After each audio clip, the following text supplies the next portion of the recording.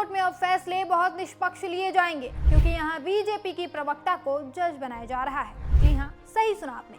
Maharashtra BJP की प्रवक्ता रह चुकी आरती साठे की बॉम्बे हाई कोर्ट के जज के रूप में नियुक्ति हो रही है। यह ऐलान सुप्रीम कोर्ट कॉलेजियम ने 28 जुलाई को किया है। जान लीजिए कि आरती साठे लंबे समय तक बीजेपी की प्रवक्ता रही हैं। यही कारण है कि सोशल मीडिया पर एक नई चर्चा शुरू हो गई। कुछ देशद्रोही किस्म के लोग आरती साठे की नियुक्ति का विरोध कर रहे हैं। अब उन्हें कौन समझाए कि ये नियुक्ति अच्छे के लिए हो रही है। देखिए, जज बनकर आरती साठे सरकार का पक्ष सही से रख सकेंगे, सरकार से सवाल करने वाले देशद्रोहियों को सही सजा दे पाएंगी। ऊपर से उन पर निष्पक्ष होने का भी कोई दबाव नहीं रहेगा, क्योंकि सब पहले से ही इनका पक्ष जानते हैं।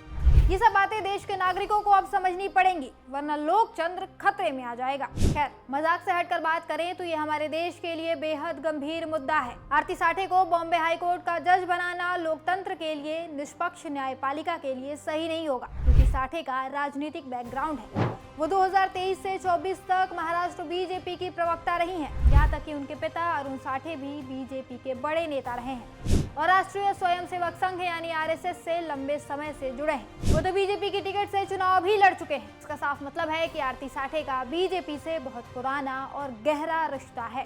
इसी वजह से परेशानी हो रही है। देखिए, आरती साठे होंगी एक काबिल वकील, इसमें किसी को कोई आपत्ति नहीं है। उनके पास 20 साल से ज्यादा का अनुभव है। वो टैक्स, सेबी और वैवाहिक मामलों में माहिर है। लेकिन सवाल उनकी योग्यता का नहीं है, सवाल उनकी राजनीतिक बैकग्राउंड का है।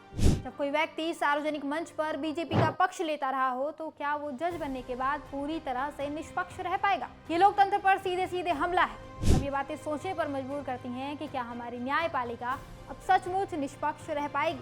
न्यायपालिका को लोकतंत्र का सबसे मजबूत स्तंभ माना जाता है। ये वो जगह है जहां हमें बिना किसी पक्षपात के इंसाफ मिलना चाहिए। लेकिन अगर जज ही किसी राजनीतिक पार्टी से जुड़े हों, तो क्या वो बिना किसी दबाव के फैसले ले पाएंगे?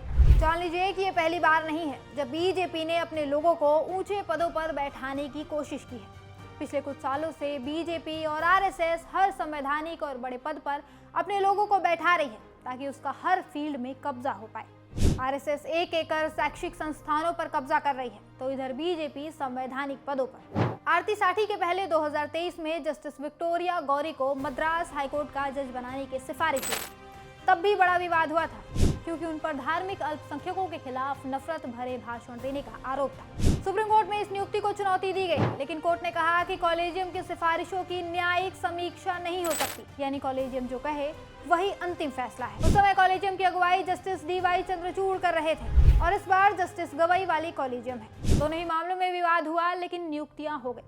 यह हमें सोचने पर मजबूर करता है कि क्या कॉलेजियम सही लोगों को चुन रहा है। सवाल ये भी है कि क्या ऐसी नियुक्तियां जनता का भरोसा नहीं तोड़ती। एक और ताजा उदाहरण है हरियाणा का। वहां बीजेपी ने विकास बराला को सहायक महाधिवक्ता यानी एएजी नियुक्त किया। जान लीजिए कि विकास बराला हरियाणा बीजेपी के पूर्व चीफ सुभाष बराला के बेटे हैं। हैरानी की बात यह है कि विकास पर यौन उत्पीड़न का केस दर्ज है और वो इस समय जमानत पर बाहर है, फिर भी उन्हें इतना बड़ा पद दे दिया गया।